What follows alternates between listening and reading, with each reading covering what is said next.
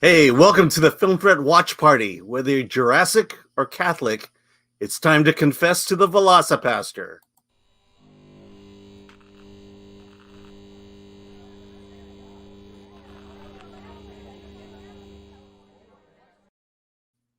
Welcome, everyone. I'm Alan Ng. I'm managing editor of Film Threat, and today we are having the Velocipastor Watch Party. And today's my co-host is the one and only Lauren Kling. Hey, Lauren. Hey, how's it going, Alan? Good.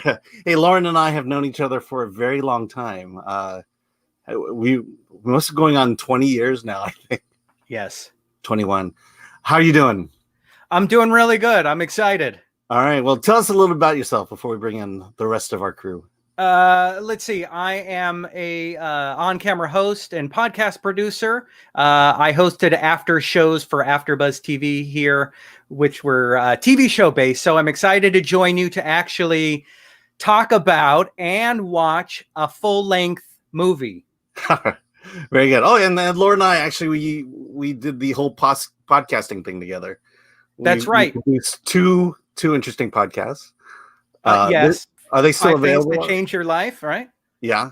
And then the Benstown audio story. So long conversations with a single person at a time. Yes. And Chris was one of our early guests. That's right. On the 5 things. Okay. So let's bring in our guests from the Velocipastor. First is the writer-director, Brendan Steer. Hi, Brendan. Hello. Hey, guys. How are you doing?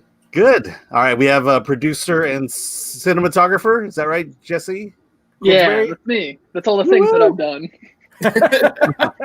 All right. And then one of the stars of the Velocipastor, Alyssa Kempinski. Hi, Alyssa. How you doing? Hi, guys.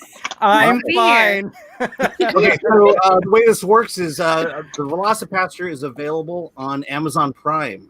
So if you're a subscriber, it's right there. Yeah, it's free if you're an Amazon Prime member. Be sure to, the best thing to do is start it, get that ad out of the way right away, and then just pause it at 0. And then in probably about 5 to 10 minutes, we're going to start the film. So Brendan, let me ask you, just in general, we'll talk about the film while it's going on, but what has your experience been like in general with making the Velocipastor? Well, it's very strange because honestly, it's a couple of different experiences that sort of run together. Like, we shot and released the Velocipastor in 2016, 2017. And so, we premiered in Portland in 2017. So that was a very different period of our lives that we are in than we are in right now. Like, even in between 2017 and 2019, it's like, I feel like there's a couple of different, eras of Velocipastor for all of us, but it's incredidible. It's been one of the best gifts that's been given to me in my life. It's fucking fun and it rules. And it's a constant source of kind of good cheer. And so I appreciate that. And one of the things that I have to say is, we get screeners all the time for movies to choose from, and we make them available to our writers. And I'll tell you, when Velocipastor came into our email box, it was like, well, this is going to be an amazing movie. It's going to be one of 2 movies. Right away. It's like, but yes, I appreciate it. Continue. Yeah, and it did so well. You guys were nominated for the WTF category of award this. In fact, that's where I met you. I met you at the awards. Yeah. We happened to be leaving at the same time. So So who came down with you that night? That was Greg. That was Greg Cohen, the lead of the film, The Velocipastor. Yeah, Pastor Doug. Yeah. Who's off being all in the woods with his wife. Yeah.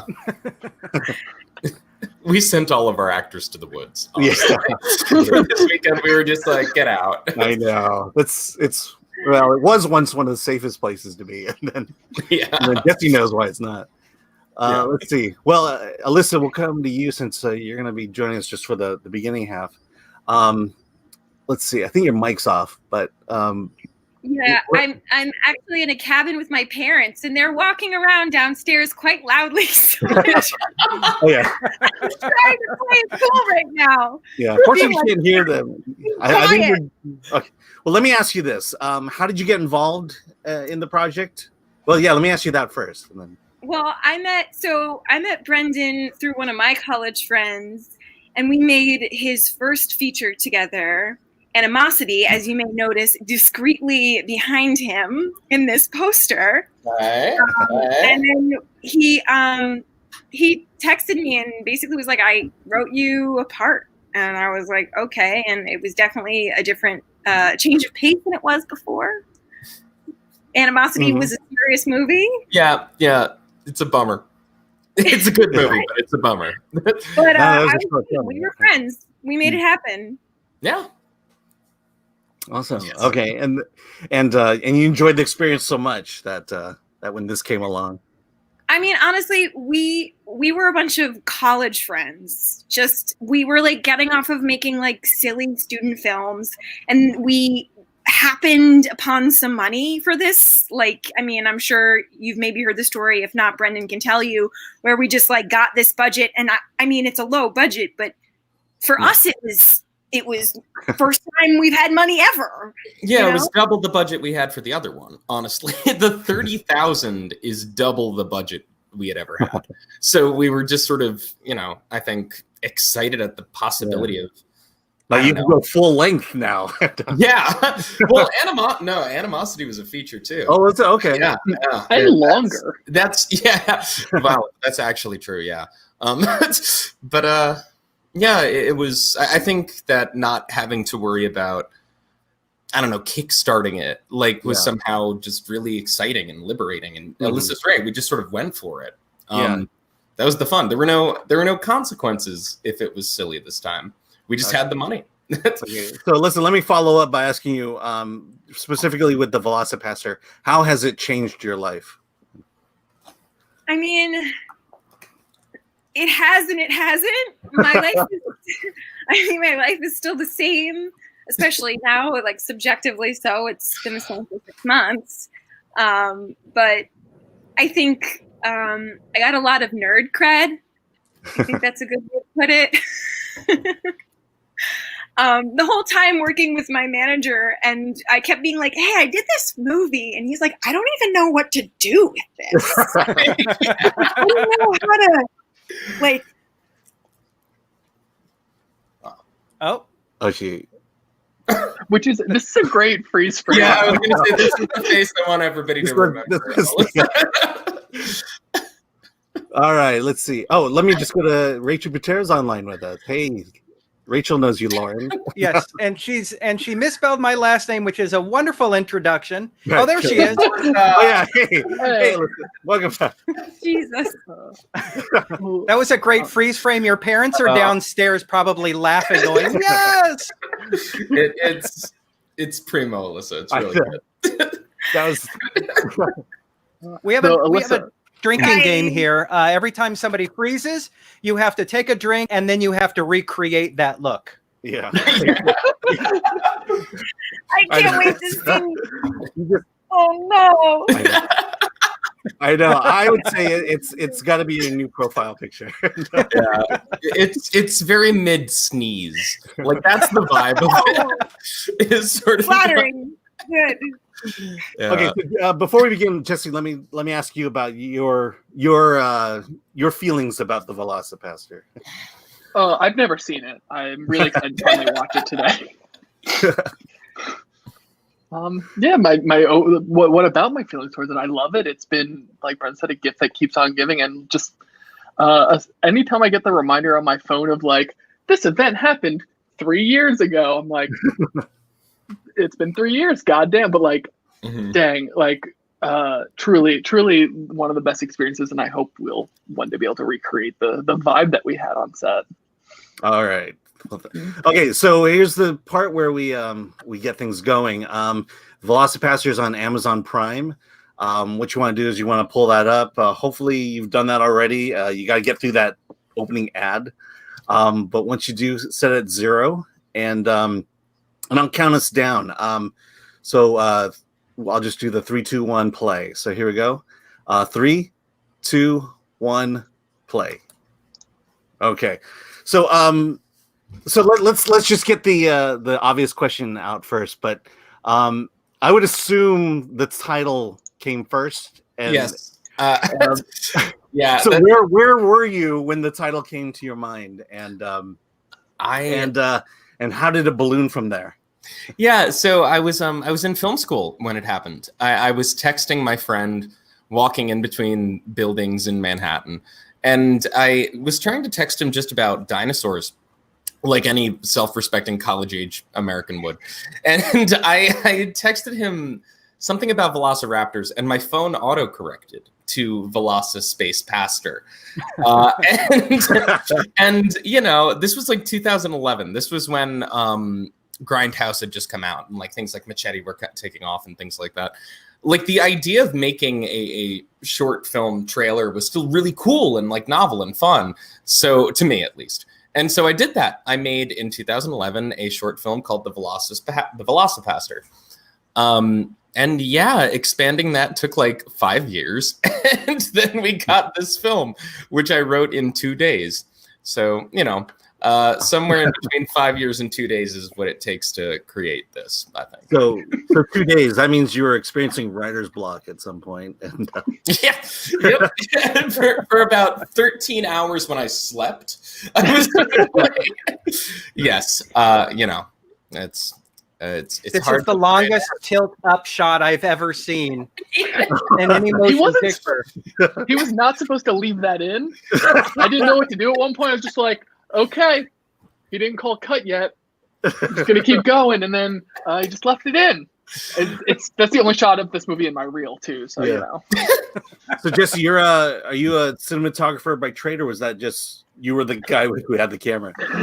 A little bit of both. So actually, I studied cinematography at SVA, which is like how Brendan and I met. I was the one person in our group who was like, I'm not going to do directing. I'm going to do cinematography because everyone needs a cinematographer. Mm-hmm. And then somehow accidentally became a producer. Like from there, just started like producing my own stuff. But like, I'm all about that camera. But I mostly like working with Brendan when it comes to cinematography. It's the most rewarding. Mm-hmm. Now this is your dad in the. Yes, that's correct. On the left with the mustache is my real ass biological father, Daniel Steer. Is a retired college professor. This is his first acting performance. He retired? Who did he play in the movie Titanic? You know, honestly, every person in Titanic that is not played by Leonardo DiCaprio is my father. The glasses and the mustache. Yeah, it takes so much.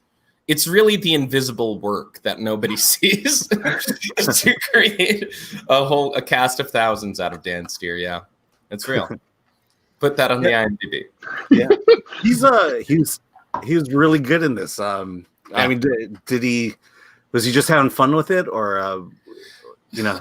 Yeah, honestly, a strange mixture of both. I think that he came to play. Like, he came completely off book. Yeah. He was in rehearsals with us. I think that he saw it as like a fun thing that he was only going to get to do once, and sort of just was like, yeah, fuck it, I'll give it my all. And yeah, I don't know. We've always sort of made movies as a family together anyway, so it wasn't even that weird in some ways to have him on set. But although I find it sad that he only thought you had one film in you, and yeah, it's like, this is the only one.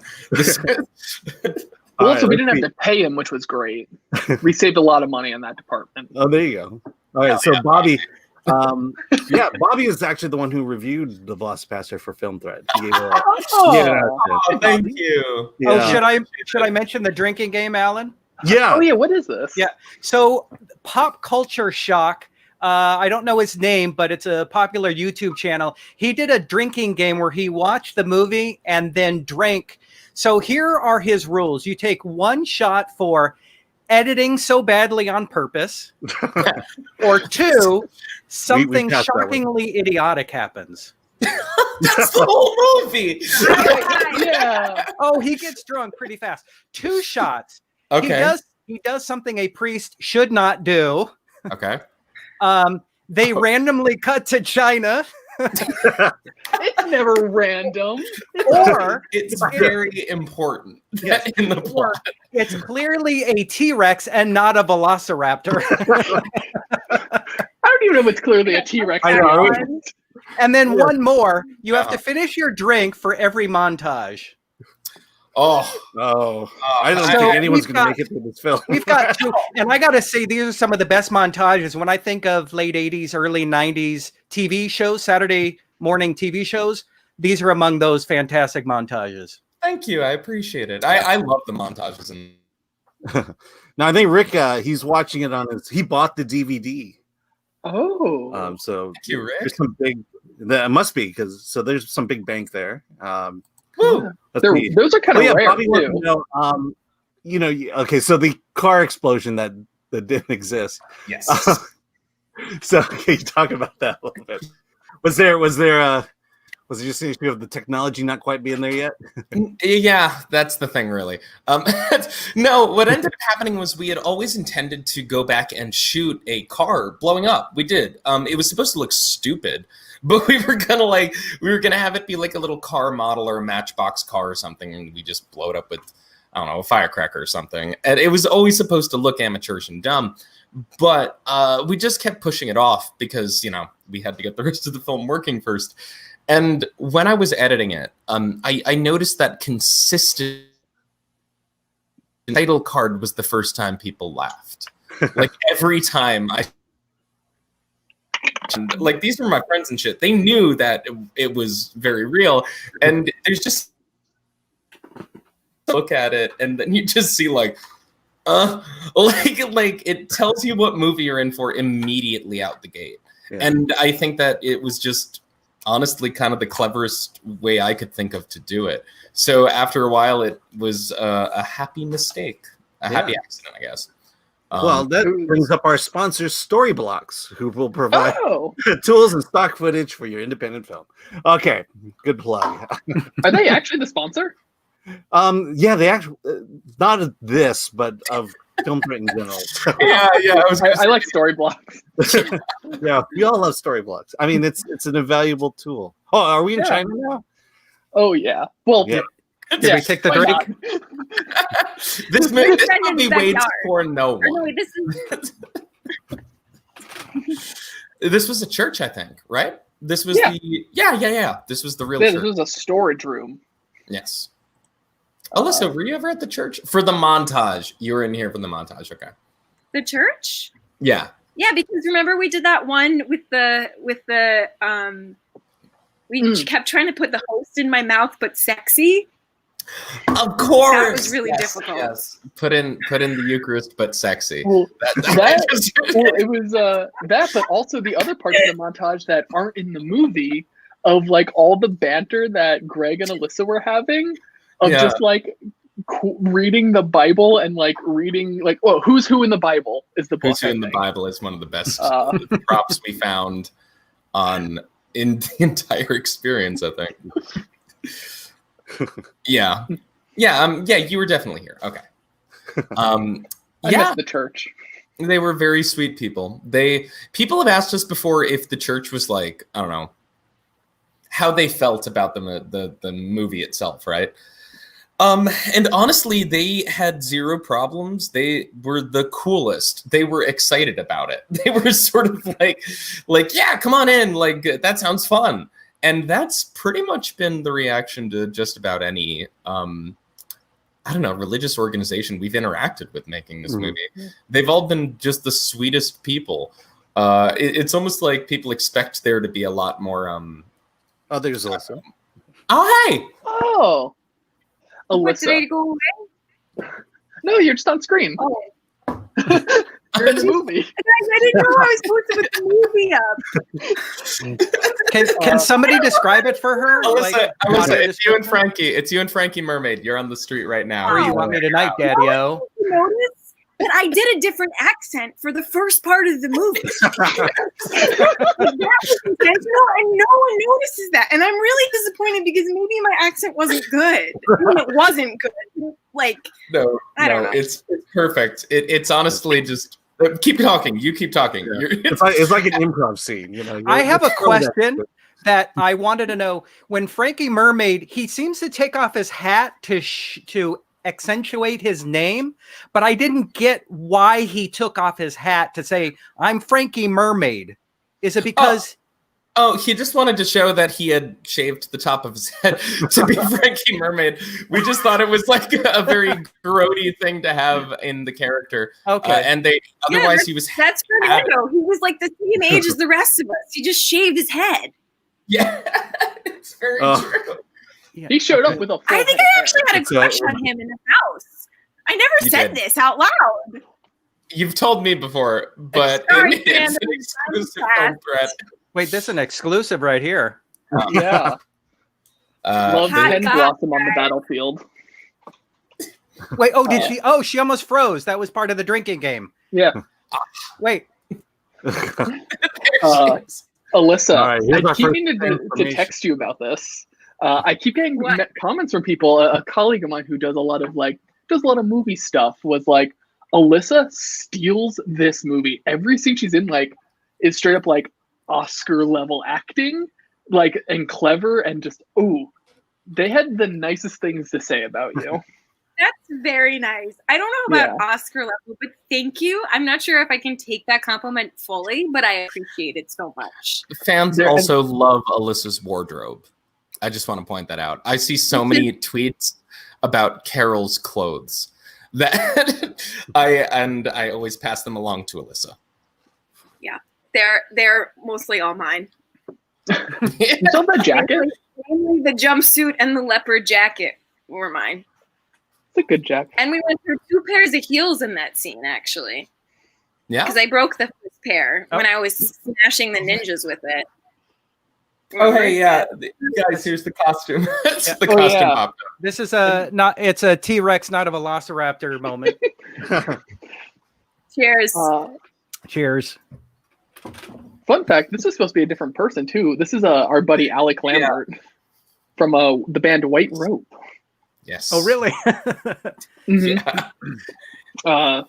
I think the actor got stuck at the train station or something like that, where they were coming from Pittsburgh, and Alec was there, and we're like, you wanna play the thug? Yeah. I believe he was a PA. He was just sort of a PA or a makeup assistant, I think. Yeah. I don't know. He was one of the SVA crew. Emotional support. Is this the same costume? Is this the same costume from the trailer you did? Yep, it is. The 2011 trailer and it's the same costume. He's like a member of my family at this point.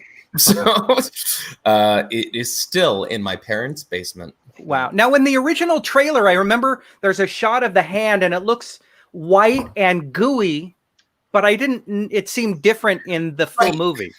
Yes. No, that was we refabricated that prop. Okay. Before, for the trailer, it was literally one of those Halloween store skeleton gloves, and I spray painted it green, but I did it poorly, so it just sort of the white showed through anyway. And for this one, for the feature, we had our makeup artist Jennifer Suarez make the actual Velociraptor gloves because we needed to see them up close. And it was sort of my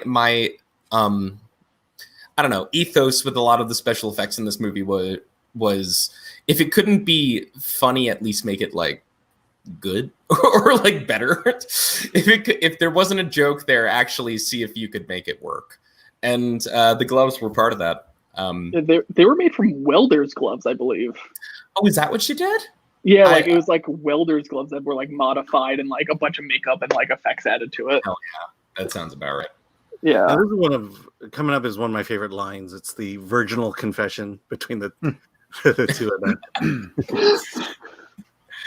I do love this scene. I had somebody once tell me this was the moment they knew the movie was smart, in their words, was the moment that for a second, both of them completely have no idea what scene they're in, I suppose, or what movie they're even in anymore.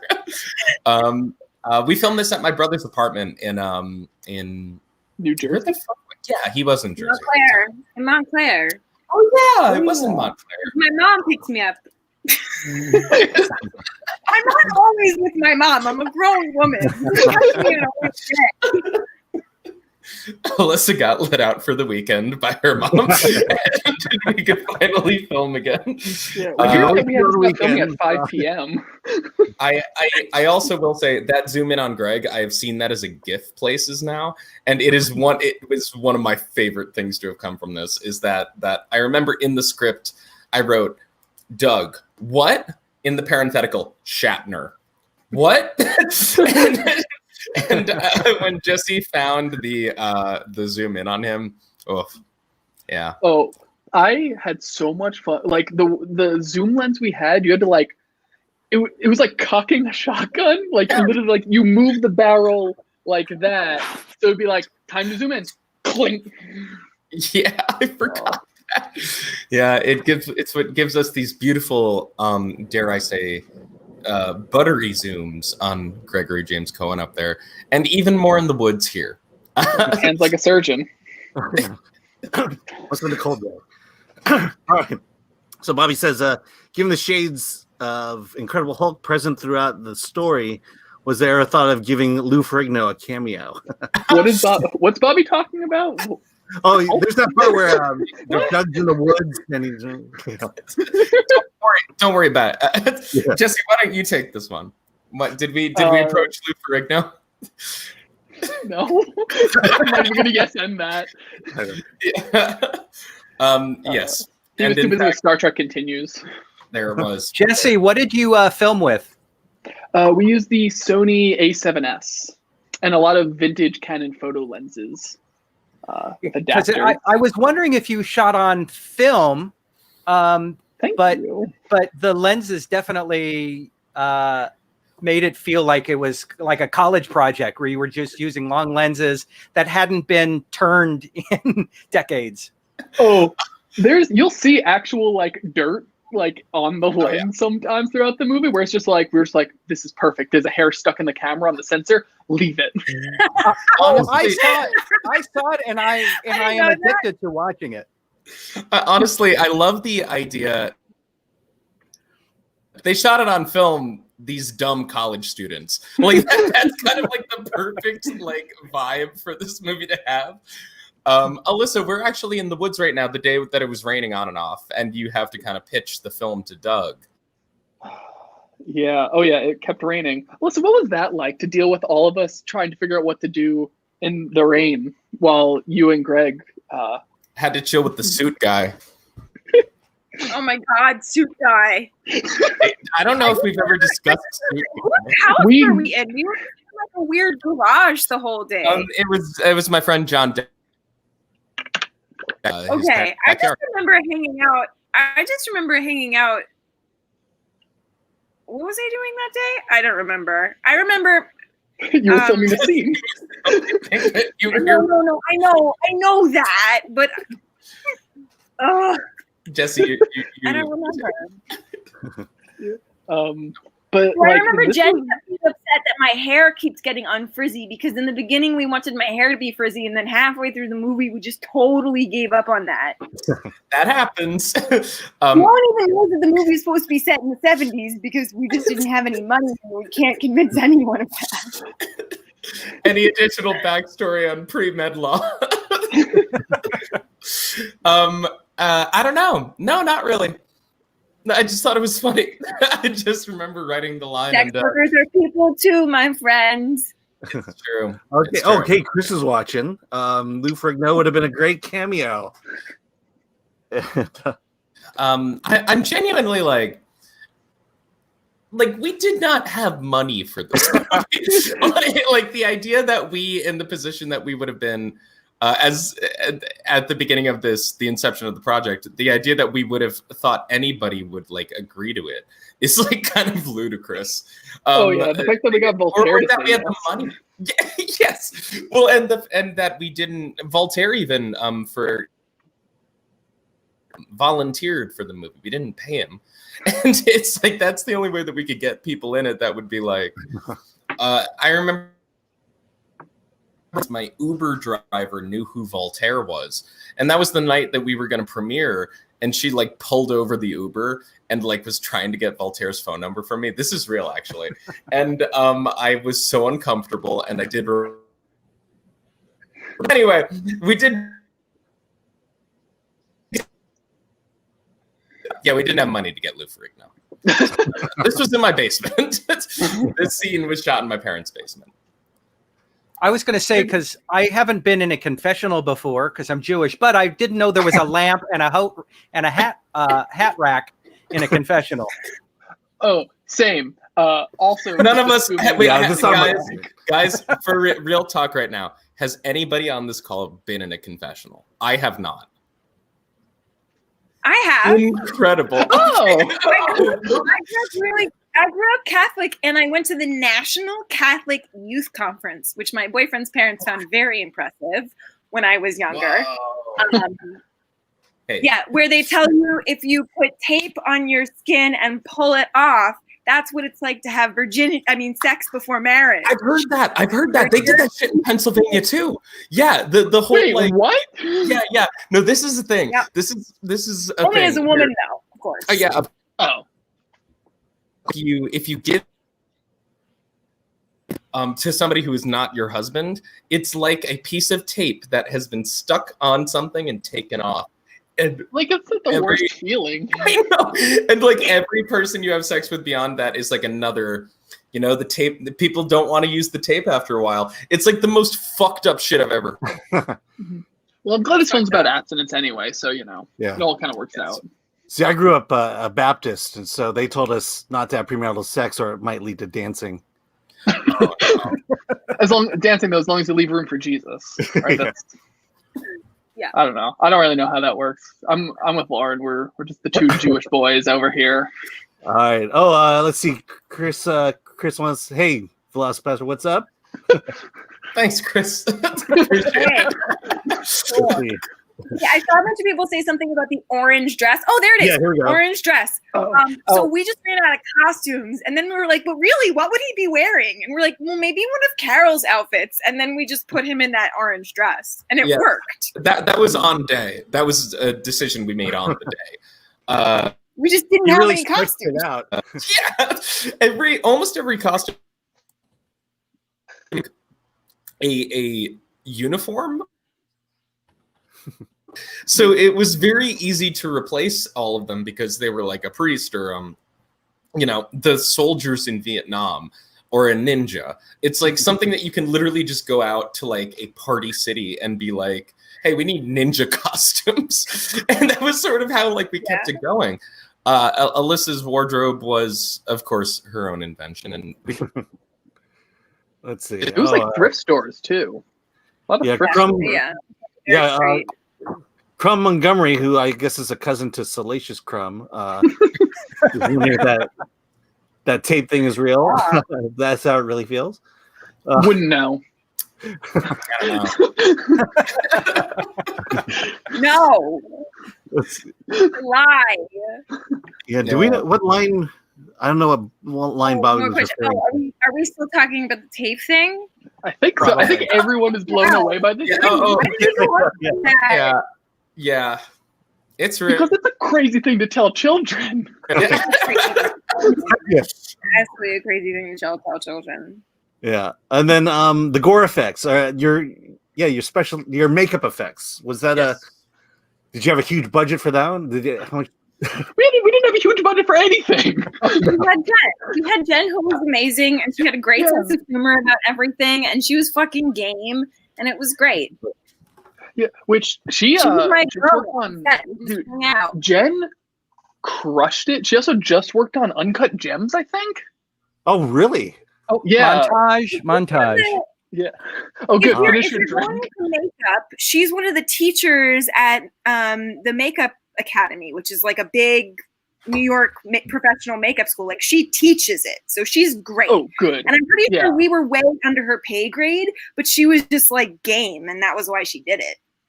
Well, this should teach you that she used this to get the Uncut Gems job. So, her manager was able to get her more work for that. Can you explain? Can somebody explain this montage? Because it's they're out on a date, then he's working out, but he's already buff. Yeah, He's training. He's like, have you ever seen Who's who in the Bible? Yeah. Yeah. Go on. I misinterpret about this. Sometimes you got to train, and I think Never stop. Never stop. So that made the Velociraptor stronger then? Yes, 100%. Yes. No. I will say about things. So we got to the end of the movie, and I realized we had run out of money. Actually fulfilled like the promise of the movie. Made in the orange dress scene is kind of like, you know what we're gonna do? I'll find these bad guys from like either hooking for Frankie Mermaid or like you from your confessional. Like we'll get a list and we'll kill them, and we never do that. That is the log line of the film, and so. Second of all, it has to be a fall in love montage. Third of all, I don't know. It just needs that. Yeah, it's that Rocky moment. You gotta have that Rocky moment. It's the Rocky moment, exactly. This is montage. Yeah. Okay, we're at the ninja camp now, of which I'm sure you did a lot of research on ninja camp. Yes, this is authentic ninja camp. We planned to film in there. Brendan's backyard. That's in Brendan's backyard. Backyard, yes. Wow, that's a nice. Do they offer archery and swimming? They are archery, swimming. Sometimes there's a wrestling tournament. Though I do think one of those signs does say like no swimming or something like that. It's like that, or like don't jump through this or something. Yeah, they're all in Mandarin. Yes. Aren't they all in Mandarin, being like indie film shooting here or something like that? Yeah, there's like a lot of funny things hidden on those signs. Yeah. See, you killed it. I know. I was just going. That's authentic Chinese. Yeah, I'm taking her word for it. We had a Chinese production designer. Yeah. Of course, I explained to her. Of course, the ninjas are kind of Chinese. They're kind of everything. Church. We have done a couple of screenings in churches, actually. And we were supposed to do one charity screening in one earlier this year, but yeah, churches have been very amenable to the idea. They like really like the film. Yeah. Well, we also did one outside of Sundance. We had one in like one of those church in Philly. Yes, we did. Oh, yeah. Well, we do a lot of church screenings. Yeah, the one outside Sundance was like they welcomed us in and just like, yep, take it over. We made like all the light bulbs red and everything. Like that was something I think Greg was heading up to. Like it was awesome. Now I can say I think you got the choreography from Mulan, if I'm not mistaken. That's 100% correct. They're gonna make a dino out of you. I love this shot of your dad. the weird. It comes out on Disney Plus on like September 4th. I'm excited about it. Yeah. They cut all the songs. I'm not going to be watching. Wait, there's no songs in it? No, it's not a musical. It's not a musical. I don't think there's a talking dragon in it either. Yeah, which you also have to the pay best. 30 after the Disney Plus subscription, like to see Mulan. What? Don't do it, dude. Don't do it, dude. I have We'll to text do you it. about it. We'll I already text you. have a Disney Plus. My boyfriend has a Disney Plus subscription because Baby Yoda, duh. Yeah, but you got to pay an extra 30 on top of your Disney Plus subscription. Yeah. But the thing is like for me, a family of 3, that's almost $60. Yep. No, it's very true. It's very. Yeah. And Well, you have to pay 30 per person? No, per household. To rent it basically on Disney Plus. Oh, per house. Okay. Yeah. But now I'm not going to say I'm going to see it tonight, but I'm not going to say it. But I'm just not. Wait for the screen, friends. Let's see. Hold on. Where is it? Let's see. I bet your church. Oh, this is from Josiah to Chris. Yeah. Actually, I have a funny story.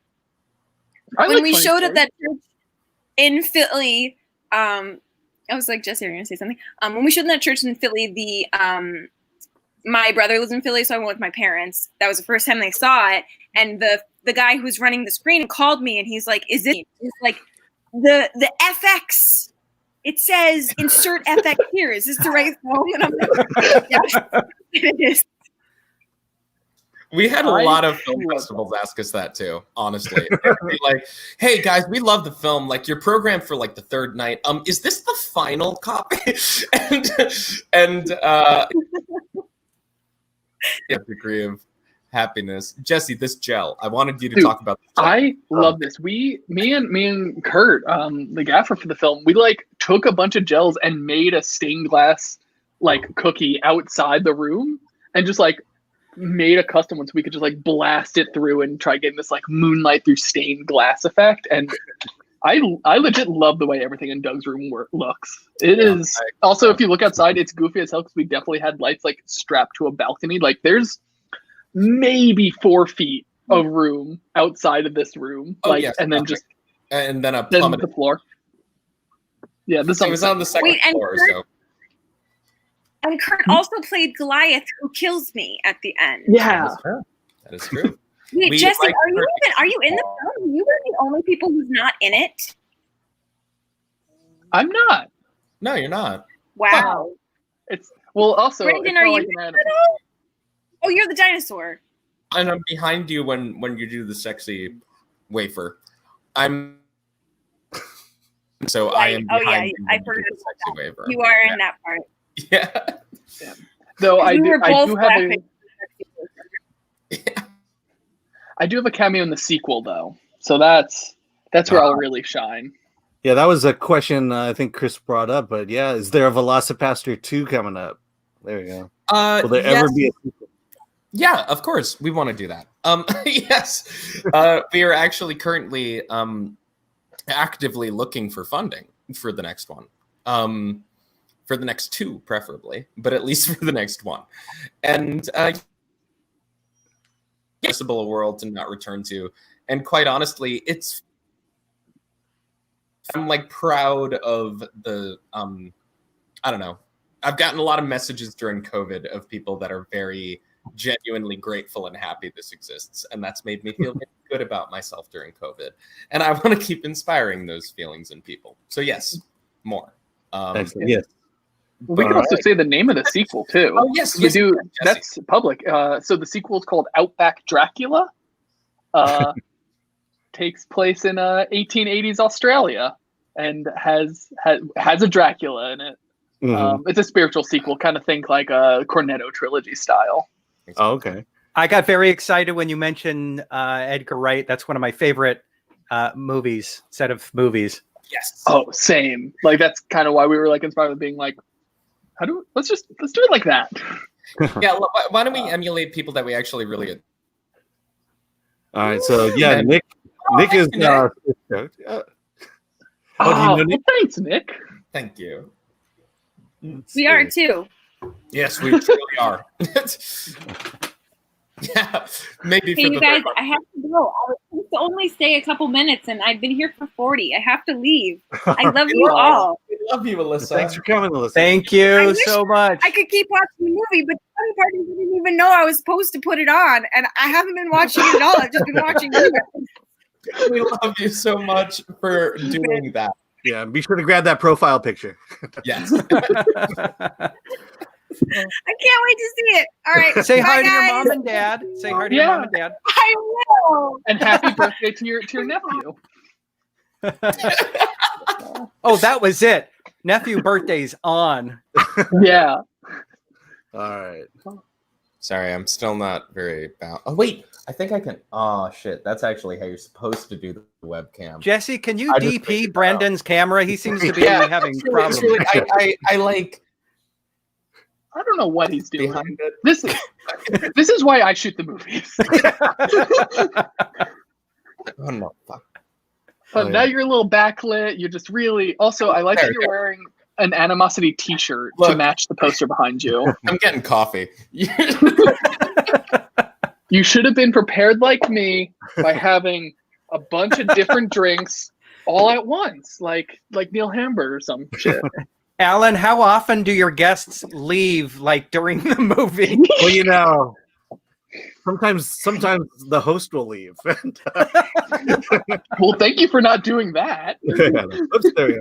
Okay. This is great. So this is Voltaire, Aurelio Voltaire. He's a goth musician. If you ever watched Billy and Mandy, he did the musical episode for Brains. Uh-huh. And he was Brendan Mine's teacher at SVA.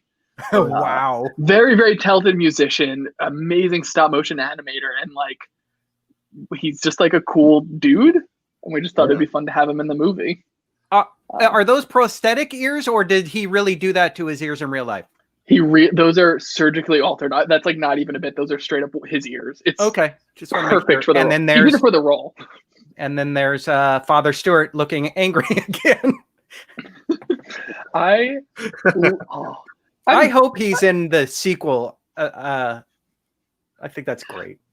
Well, I that's think the nice. Gonna have a lot of you fun. can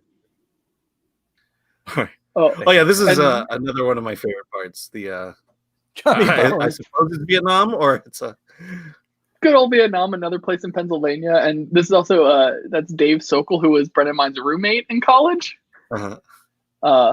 Another great, just like let's just like throw our like very talented friends into this. But gosh, I love Vietnam, even though the Military Times wrote a whole article about how they didn't and how inaccurate it is.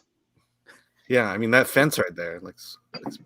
What I love is you've got your two lead actors in the foreground. In the background, the two guys in the previous scene were hunched down as if they were actively searching for enemies, while the two guys were casually talking about previously killed comrades. There's a lot of things in this movie. Like there needs to be a whole second viewing where it's like literally just watch the background and watch the weird things people are doing the whole time. This is what assistant directors, if you don't know what those people do, they often will help the background do something. Yeah, and who needs them? Well, to be fair, our assistant director, Gabriel, came in very handy in that scene when it was actually his hands handing the photo over to Dave. Yes. If you pay close attention, you'll notice they're not the hands of an old man. So what did it feel like to be snubbed by the Academy? Well, I think an honor. I think the best answer. Vietnam is my favorite scene as well, and I'm very happy I made it back for Vietnam. Yeah. It's okay. This lasts for a whole like 10 minutes to really pad out the movie, so you had plenty of time to get back. Yeah.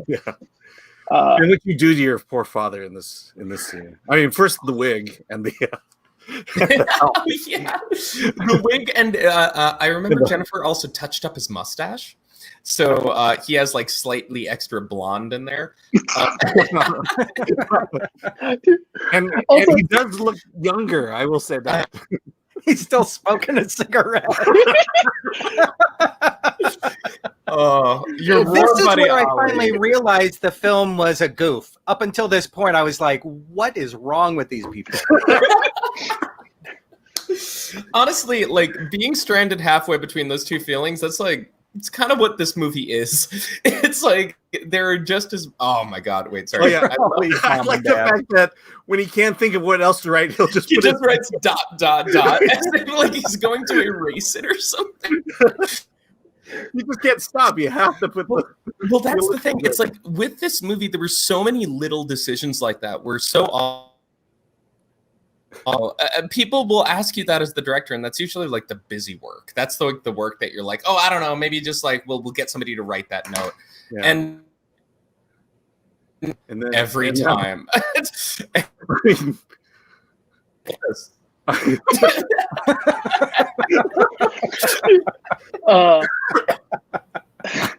This is my favorite shot in this movie. Is the slow put? Like this is when I knew that we were really artists and we put our BFA to good use.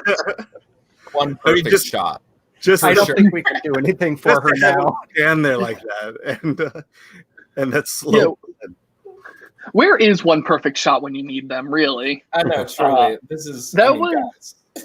Also, that his helmet that he wears was like something that I have had since I was like a teen, using in all my fun little backyard movies, and we got blood all over it. And Brendan's parents, his mom who blew up, felt so bad that like I didn't care, but like she's like, I tried my best to scrub it clean, and like she felt so bad. Is this the Bruce Banner moment right there when he's walking slowly? I say this. Yes. Now I will say that was now that must have been one stunt you can only do once. Yes. Oh God, yeah. yes. Both times it was truly like, you know, we're either gonna get it or we don't. And if we don't, we're gonna have to just see if we can make a gag out of it, honestly, because it's not like we're going to be able to go and replace it. And if we can replace it, we like, you know, if we have to, we're gonna have to figure something out. When you are working with money, when you at the end of the day are kind of like the only arbiter of what this movie will be, like I didn't have to check in with like investors or like producers. I could just sort of be like, I don't know, I think it'll work, let's see if it'll work. And I don't know. Yeah, we still don't know where our investor is. We're pretty sure she lives in Malaysia now. Like she lives in Berlin, dude. Which reminds me, Storyblocks not only provides stock footage, but also After Effects filters. So. Here it is. They do. And we do thank Storyblocks for their support of film. Yeah. And of filmmaking, independent filmmakers. Do they supply investors, Alan? Yes, well, for money, I think do they just send rich people to us? Because that would be great. I know I think that's their third service that they're trying to come up with. Gosh. That would be nice. I mean, you mentioned that you were able to double your budget from your last film on this one. I mean, did you want to talk about that or? Yeah, sure. So look, I've made two features. I've made Animosity and The Velocipastor. And so with Animosity, it was my film school thesis. That was just like the movie I made senior year. We got into Fantasia with that movie. Like we managed to sell it and it was a feature. We kickstarted that budget. So that was like 14, 15K-ish. And so a year or two went by and Animosity didn't really go anywhere. Beyond, you know, doing the impressive things it did for a 14K movie. And so when we were going to make Velocipastor, I decided it was going to be the next film. And the person I was seeing at the time, her mom happened to know somebody in the Chinese art world that was looking to invest in a movie. And so my ex's mom asked me, like, how much do you think you would need to make the Velocipastor? And like, when you're a filmmaker, people do this all the time. Like, you know, you'll have people come to you and be like, oh, you know, I might have an uncle or a cousin or something that might, you know. And so I just shot from the hip and I was like, I think we could do it for like $35,000. The next day, I got a call from my ex's mom that the money had come through and that I was in business. And that was that. And we had the budget. I have never met the person that transferred the money. And I probably never will. I think that she is aware of the movie.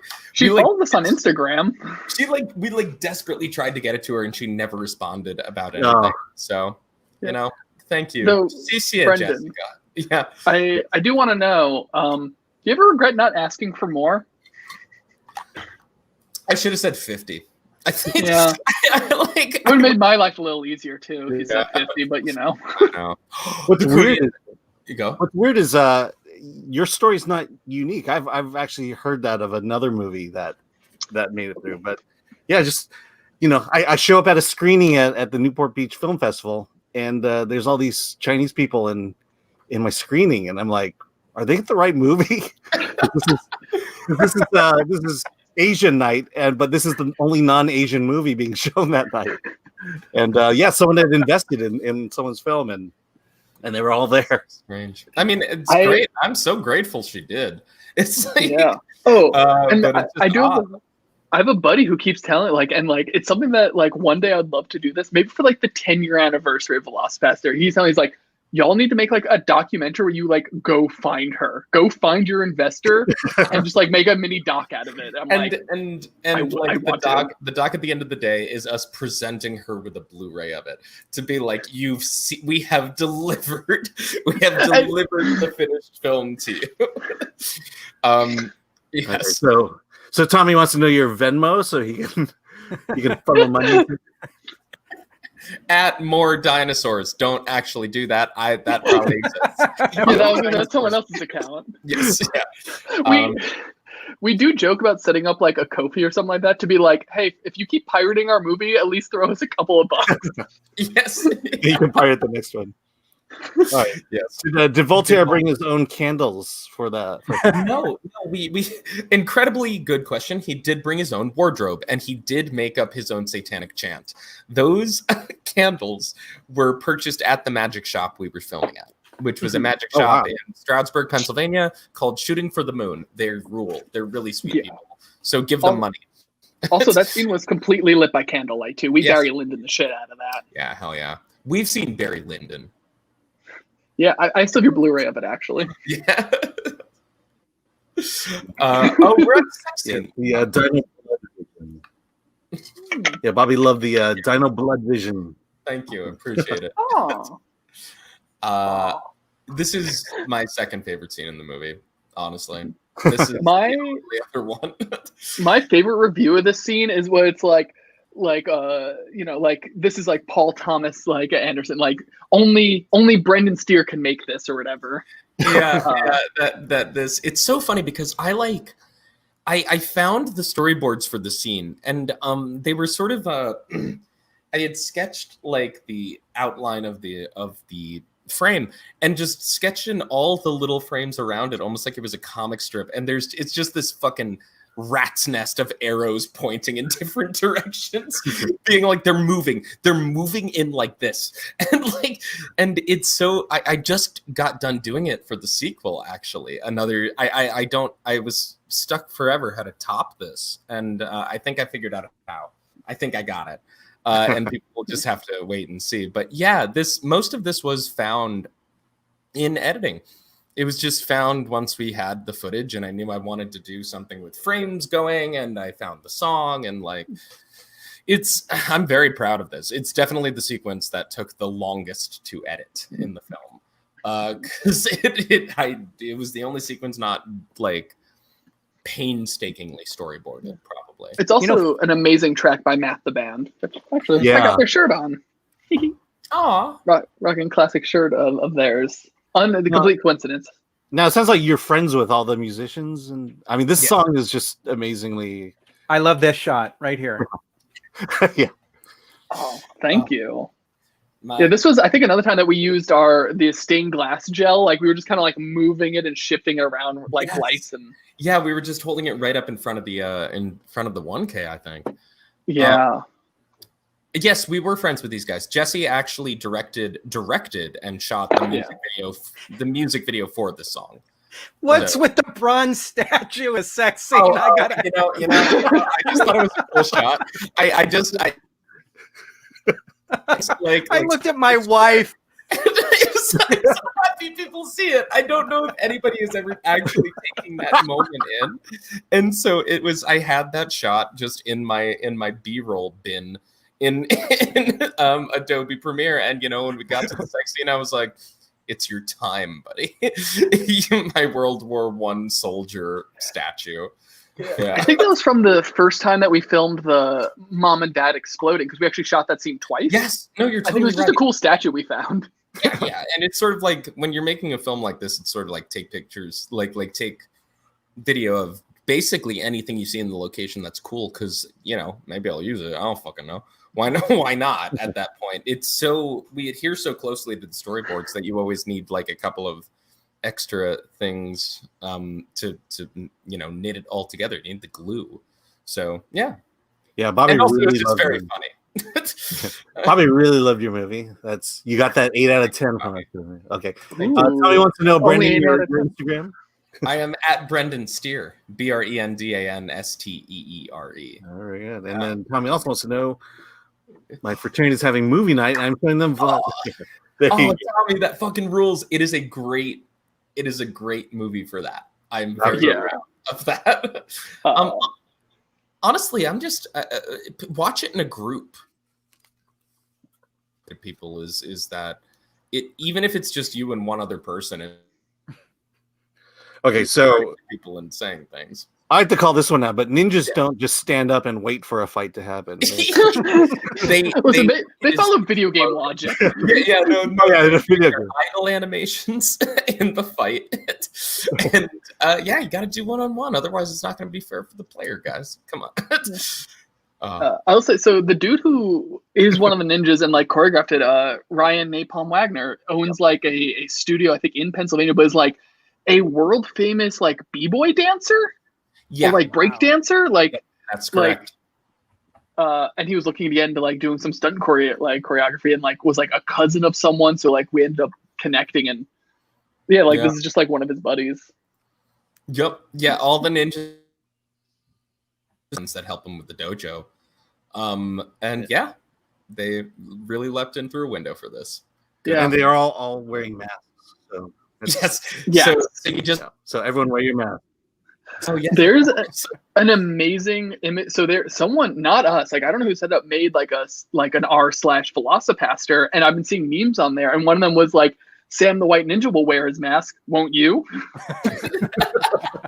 Like I was just like, we have a good fan base, and I like that. True, they're the sweetest, coolest people, and they have a movie loaded with memes or meme potential. Yeah, agree. This isn't Brendan's garage. Yes. We just threw some like diffusing sheets over and shined a light through it. Why are they in China? How do you know it's a ninja hideout? Because there's a bonsai plant, an Asian man with tea, and because there's red China stuff. You can see the China stuff. Although that pot would actually be filled with tea and not just hot water. Yes, it's very true.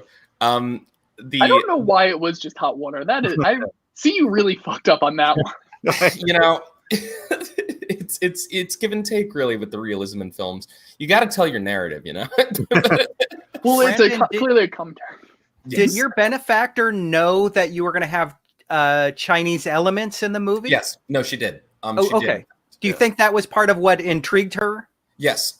Because she wanted Chinese distribution rights. That was what she asked for. And so that was why it was even stranger to us that we could never really get her the film, because after investing this money and being like, I'll sell it in China, we were like, all right, well, here you go. And she just didn't seem to care much anymore. So, well, part of it was she also wanted us to film in China at one point. That was when we were negotiating some stuff. Like that was one of the conversations. I forgot that. Yeah. That's so. Is the film released or available in China? Not to the best of my knowledge, no. No, you'd actually have to hand it over to them, and like I'm trying to remember where we're available, like internationally. Like I think we're like in the UK and stuff, and I know we're trying to expand that. Yes, yeah. Well, and it sort of gets activated in different territories at different times. Like I know for a while it was in Brazil. I have Brazilian teens tweet at me every day because the movie was apparently a really big hit down there, and I'm so happy about it. But that's real life, and so yeah, it sort of roams around on Tubi. I think Tubi is the one that a lot of people have that will tweet to me about it. So check if you don't know. Now, what's your relationship with Wild Eye like? Yeah, very good. We found Wild Eye through a sales agent, Saifuno. And yeah, they've been nothing but wonderful to us, honestly. They're the ones that sort of designed the artwork that made the film go viral for the first real time in 2019. It was when that cover art was released that the film really blew up. So first of all, we have them to thank directly for the fact that we're here in some ways.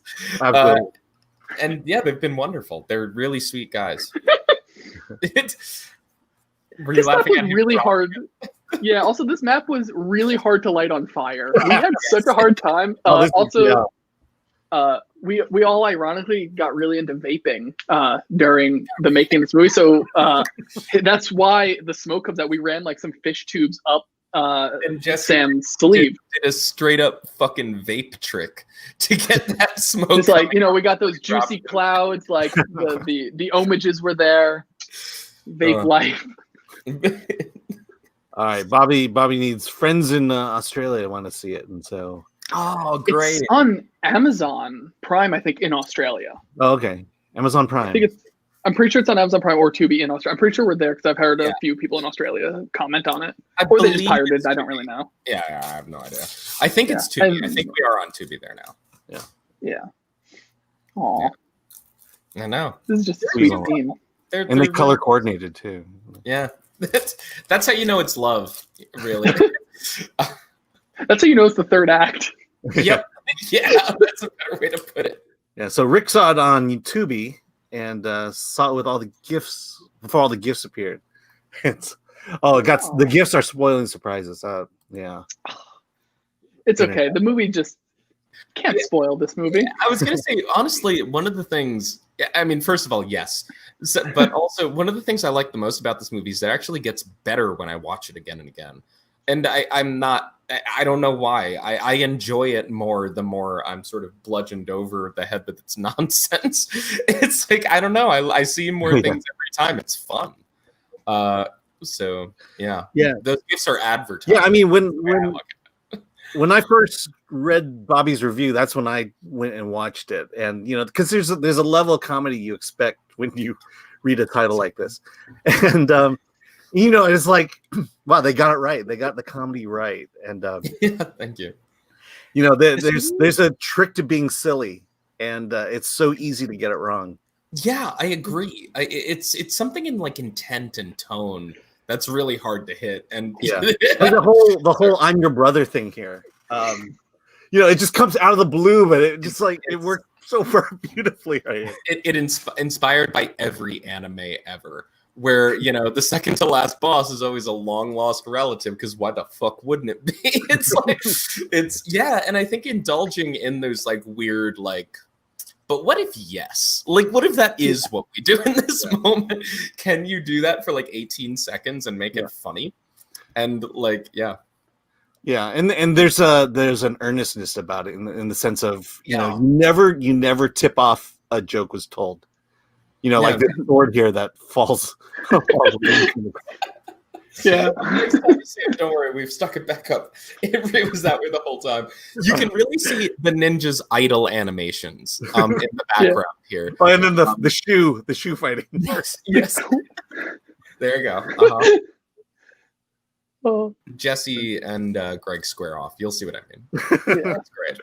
Oh yeah, Sam the One Ninja is played by Jesse Turrets, and it was very confusing on set to have two Jessies. I'm not used to that, and we'll remedy that in the sequel. Alyssa is running around in a circle. Here you go. You can see their idle animation right there. Somebody's about to input commands. Would I consider a Velocipastor Kung Fury mashup or crossover? They're non-player characters, right? Yeah.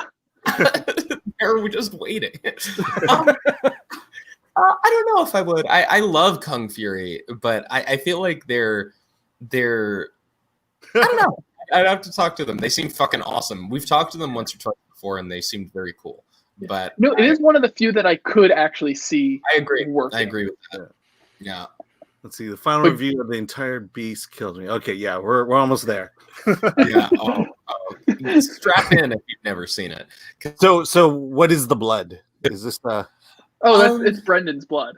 It's true. I tossed myself on the sword. No, it was a different mixture every time not every time, but depending on what it had to be. This was extra thin because it just needed to, of course, to spray Kill Bill style. I think this might have been red food dye, but I don't know. That's Jen's department. I just told her to do it. Alyssa did supply this. I'm sorry, I'm watching the movie. No, please.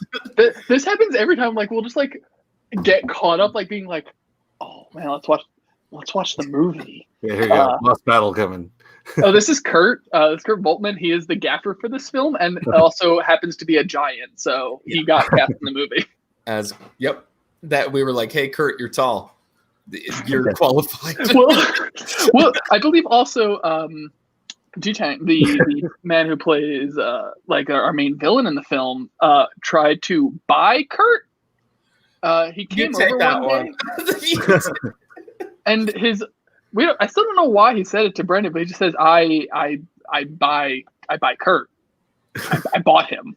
and we still to this day do not know what that meant. Yeah, we never don't know got if to he the gave bottom Kurt of it. money. There are certain things with Ju Chang you just had to take in stride, and that was definitely one of them, because he's the best. Truly, I actually, Jesse, I love this shot of Greg with the white sky behind him. I'm just letting you know, it's a good shot. Good job, buddy. Thanks. This was another day where I'd have to range for half of it. Yes. And I just, every time we cut for another take, we put more blood in Alyssa's mouth. Yeah. And I think, like, truly it is sequential takes you're seeing here of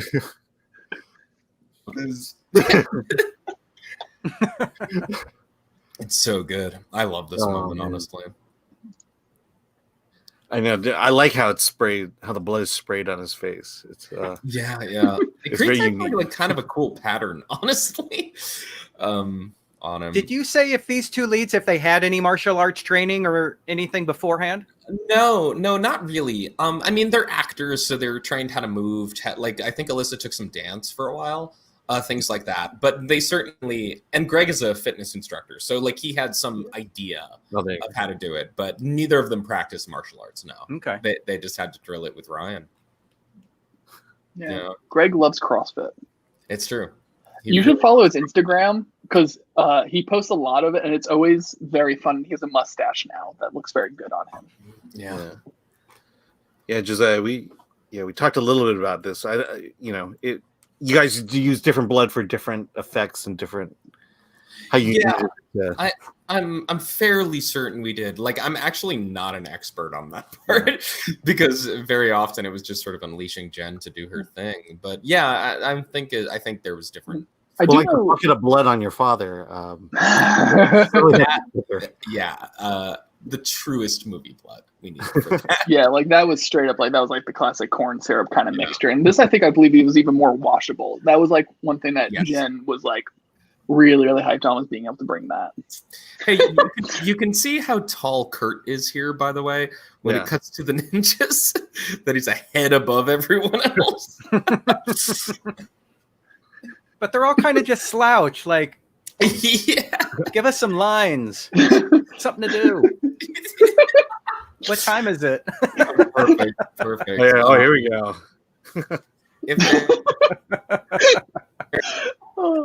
So who's in the suit? Is that? It is me. Oh, I'm in the suit right now. It was a combination. My brother. Yeah. It was like you and Zach sometimes. Yeah, I definitely only did one run, and Zach did like 3 or 4, but I truly cannot tell you who's in it at any given moment. So the answer is like sort of both. Though probably 70. But I just remember. Go ahead.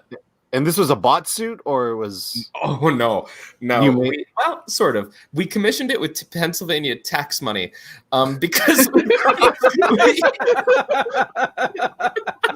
So here's the story of the suit. When I was in high school, I was the president of my school's film club, and one year we had that we were going to remake The Last Dinosaur, a movie from the 70s with Richard Boone, because the school was allotting us some budget for that year, and why not? Kaiju movies are cool. So he spent an undisclosed amount of the school's money on this costume, and he gave it to me, and I kept it in my basement, in my garage, actually. And they never asked for the suit back after the school canceled the movie. They canceled the movie. We never shot it, and they never asked for the suit back. So I just had this suit in my house until 2011, when the autocorrect made me go, fuck, I can finally use that dinosaur costume. And like, by the time it got to this film, I was like, that thing's my good luck charm. I've known that thing's been in my life since 2007. So like, that's where we got the suit. And they will be able to. It was touched up by the original person who made it too, for this film. That's true. All right, so so Doug's biker jacket, was there an inspiration there? Bruce Springsteen. The cover of Born to Run. I just thought he looked really cool, and I sent that to Greg at one point, and that's what we went for. All right, so how many Velociraptor jokes have you heard? Not enough. Yeah. See, there's your sequel, the Velociraptor. Yeah, I know, right? I know. Did you say there's our squeakquel? I wish I had said that, but I'll just say I did. What's been the best? What's the best reaction you guys gotten toward the movie? My favorite was from a projectionist at Texas Frightmare, which was sort of like I don't know, maybe last May, I think it was. It was the first screening that we did after the movie kind of went viral, and we there was a projectionist in there that was, and he told me afterwards. He came up to me and he was like, "I begged them not to put me in this room because I knew this film was gonna suck." And I fucking loved it. Can I get a signed poster? and I that's been my favorite reaction was that kid, honestly. Oh yeah. Here's the decapitation. Oh, look at that. That movies can be anything, friend.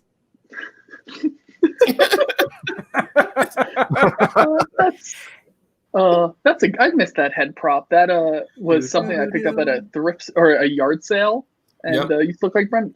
Now, Brendan, this is a Miami Connection reference, right? Yes, that's correct. Okay. At a I really wanted to start chewing on the entrails there. Yeah. That was a very Incredible Hulk end when it was the static shot of him. You know, in my mind, I'm hearing the music from the TV series playing. Wow, I didn't realize, Brendan, we just made Incredible Hulk. And they say there's no such thing as an original story.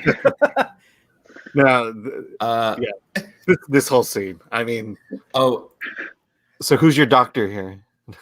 This is Dougie. Yeah, Dougie. He was supposed to be the thug in the park earlier. He was the one that couldn't make it to be the thug. And so at the very end, he pulls a cigarette. It's perfect because you know what? It's perfect for smoke it up. She's just done surgery, dude. I know. This is a real doctor's office in Manhattan. Yes. Just the bedside manner that he has is. I just wish all doctors had it. He's just so confident. Like he knows he named. I love the magazines on the rack. Family circle. I love how the hospital staff got Carol here a new dress. Well, the other one was covered in blood. I know. That's true. Yeah. Oh.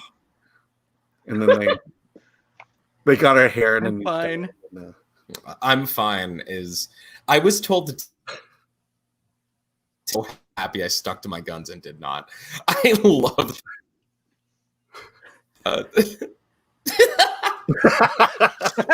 I know. The final dumbass. We're letting you leave like we brought you in with a stupid big title card.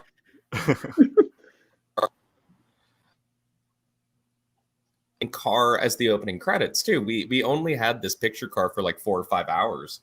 And the only two things we filmed were them making out against it here. And then we went to my driveway and we returned the car. But I forget where we got it from. Someone in Pennsylvania. Oh yeah, someone in Pennsylvania. I think like through like Craigslist or something like that. Like it was and I think that they use it for like other like car shows and stuff. Like this car's like always on display. And we were very afraid of it. Yes, we were. This is the same final line as it was. That was important to me. Make the man the exact same way. Let's see. All right. So Tommy wants to know, were those World War I miniatures on the hospital waiting room table? I think those were actually in the office. I don't remember us bringing them there. That was a lot of weird. Yes, that was a real doctor's office. Yeah, good old doc. We used to film there a lot too. Like he just like would let like film students and like just like cool people film stuff there. We paid him in a 6-pack of beer. I'm not even joking. Budweiser. Yeah. He was such a cool guy, and he let us smoke in the office. And that's why we can never say what his name is or where the office actually is. He's the doc. He's the doc, dude. They'll shut him down. Thank you so much, Bobby. Yeah. Oh, thanks, Bobby. Yeah. I'm proud of this movie. I'm happy that it holds up and is fun. Me too. Yeah, I'm glad that people like it and they aren't mad at us. Yeah, that as well. Now, do you have anything coming up in terms of a film or anything? Or no. Like I said before, we were trying to get the second one off the ground right now, and it's going relatively well as can be COVID expected. Because it's sort of like, look, even if we got the budget tomorrow, film, it's gonna be a hot minute before it's even safe enough to film. And so right now I'm personally just sort of, as we're getting all our ducks in a row and we're trying to figure out after the pandemic. So beyond that, I'm just beyond that, I'm just hanging out, really. I've been getting back into playing video games. I think I'm finally going to beat Kingdom Hearts 3 this week. So that's my big excitement right now. And one other actually exciting thing. I'm working on getting Animosity re-released because a lot of people have asked me after Velocipastor if they could take a look at it. And so I'm in negotiations for that right now while we're also trying to get the actual funding for the third one. Yeah. I mean, you've been very fortunate. I mean, a lot of filmmakers want to be where you're at, especially after their first and second films. Yeah, we've been incredibly fortunate, and we've been incredibly, I don't know. I think that success in film is a strange intersection of talent and luck. And so we were lucky, but we were talented enough to grab the luck when it happened. Yeah. So yeah, I'm very happy to be where I am, and hoping everybody else is doing okay during this as well. Yeah. Jesse, how about you? I'm up to a few different things. Actually, I have a few documentaries. One that just came out. I work for Crunchyroll, and I do a lot of our off-platform programming and production. So I directed a couple of documentaries about making of God of High School, how Nendroids get made, filming in factories and stuff like that. That are all available on youtube.com/Crunchyroll. Nice. And just Brett and I are always working on some other fun little projects. Yes. Yeah, my daughter's just getting into anime now, so I'll have to steer her that way. Yeah, I recommend it. Yeah, it's honestly a great service. I'm not employed by them, so I don't have to say that. I have a question for Jesse. Your Twitter bio says remaker of Mac and Me. So of course I think about Conan O'Brien. Yes. So what's the deal with Mac and Me? So I can't remember exactly when this started. I was definitely home alone in the apartment. All the roommates were gone. I definitely had a couple of drinks and thought it'd be very funny to change the Wikipedia of Mac and Me to say that I was remaking it.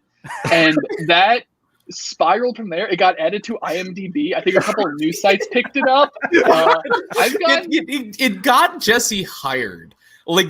This Twitter bio got Jesse hired at his previous job, and it is that's the thing with us. People are like, how do people fail up? And hello, the answer is have a couple of drinks and write something dumb on Wikipedia. I got legit people from there was someone from Cartoon Network DMing me being like, is there a position available? I would really I have storyboard experience, and I'm just like, I'm so sorry to break your heart. I did, however, for a while. I did try for a while looking into how to get the rights to it, and every so often I do explore that. My dream is to remake Mac and Me, and I think I need to make that joke a reality. I really want to remake it with Jesse, and I want to write it because I've never seen Mac and Me 1. And I just want to go. Based on have a draft of what I think Mac and Me 1 is about, and I'll let Jesse pick up the pieces and figure out how to make it into a visual. Can you quickly share what Mac and Me is for people who may not know what that movie is? So if you ever saw E.T., it's the film that was ripped off by E.T. Clearly, it came first, 100%. It's very, very good. But so pretty much, it is a ripoff of E.T. That is the actual story that was paid for by McDonald's. It has a lot of scary animatronics in it and puppets. And if you ever find the unedited version, has a lot of child murder that was released internationally. But I it's have seen also, Mac and Me. I forgot I did see Mac and Me because they did the international version. I made sure to watch that. there's a lot of weird editing stuff. Jennifer Aniston is in it. Yeah. Wow. It's on, if you watch the new Mystery Science Theater that's on Netflix, they actually did it for The Gauntlet. And that's a good way to watch it. Okay, I need to see that. Wow. But I swear, my relationship with Mac and Me goes further back than that. I know. Is it McDonald's and Me? Is that what Mac is short for? I think so. Like, there's a whole dance scene in a McDonald's that was like their training location. Like, McDonald's and Coca-Cola paid a lot. Yeah, it's a very strange film, and you should witness it. It is also one of the. It's actually like gets a lot of credit for its representation of like a wheelchair usage, because they actually put thought into it, and like the set designs are like actually properly done. And it's cool for that. Right. Well, like any actually great bad movie, it actually has that thing where there are parts of Mac and Me that you're like, kind of is good. Like, like there's like a little sliver of something that you're like, yeah, all right, yeah, they did it. They didn't not care, I guess. Yes, and, you could tell there was a lot of like. I think the person who also the director, I think, is Paul Walker's father-in-law, or what was Paul Walker's father-in-law.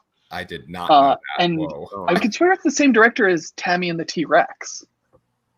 Whoa, is it? Yeah, the Mac and Me lore is deep and very, very good. That's why I'm going to remake it. I'd want to watch, and will be part of it. Yes. So that's how the documentary ends. Tommy Tinnet here. Velocipastor has ambitions to become Monsignor Megalodon. You know, I think probably yes. In some possibilities are infinite. Yeah, I was going to say in a yes. That's the easiest answer for it. I don't want to give anything away for what we have planned. So. Bobby has a suggested cameo. I think Richards would be up for it. Yeah, we're gonna try and make a sequel. We are going to make a sequel. Yeah, it's right now. The question is, of course, just when and are we going to be able to pay ourselves for like the first time? So I think that once we have those, there's not a force in the world that'll stop me from making another one of these movies. Because it's just too fun, and I want to. So. Okay, and then here's the arguably the most quotable line of the film. that was an improv by those actors. That is their genius. So and strange we didn't put it on the box. That's like box cut, like but oh man, I don't know. It kills too well in the theater. So I'm happy that it's a surprise for people to find in some ways. Yeah. Okay, so any final thoughts? Look, it's a good movie. It is. I just watched. Yeah, I enjoyed it. I know we've all seen it. You know, it's a good movie. It's. I can log this. I can log this on my on my movie watching app, and I can just be like, hell yeah, holds up pretty good. Yeah, I mean, you were definitely a worthy nominee for the WTF award at Awards. You got beat out by Ouija's. Yes. And the Ouija actually showed up that night, and unlike the Velocipastor itself. If only we could have gotten him across the continent.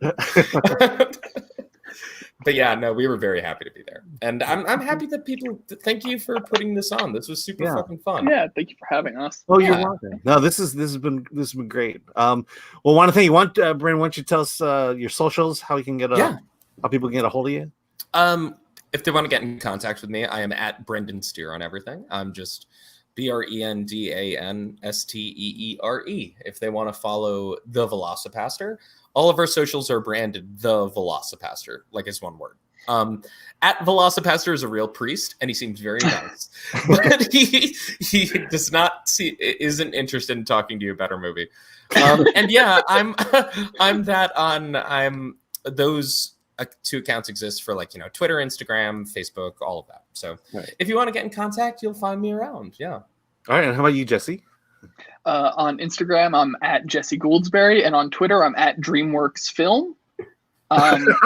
It's a bit hard to find me sometimes. I do get shadow banned by Twitter because I'm in no way affiliated with DreamWorks. But you know, I got the name. Yeah, I actually have the Twitter misspelling of Disney. So Nice. I have Disney. All right, I was able to get a Disney. I got Disney Pixar as a handle. I was able to lock that one down. Oh wow. Okay, and Lauren, how about you? Where are we finding you nowadays? You can find me at the misspelling of at Velocipastor.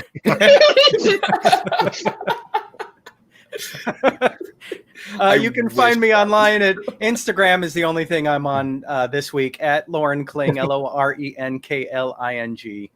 And I'm Alan Ing. Make sure you visit us at filmthreat.com. We have movies, reviews, news, everything you want for independent filmmaking. We are the champions of films such as The Velocipastor, and hope to see the sequel at award this when it comes out. Let's hope. So with that, thanks for being part of this. This was fun. Yeah, thank you guys. Thank you guys. This was a ton of fun. All right. So that's our broadcast. Let's get out of here. Oops. Thank you guys.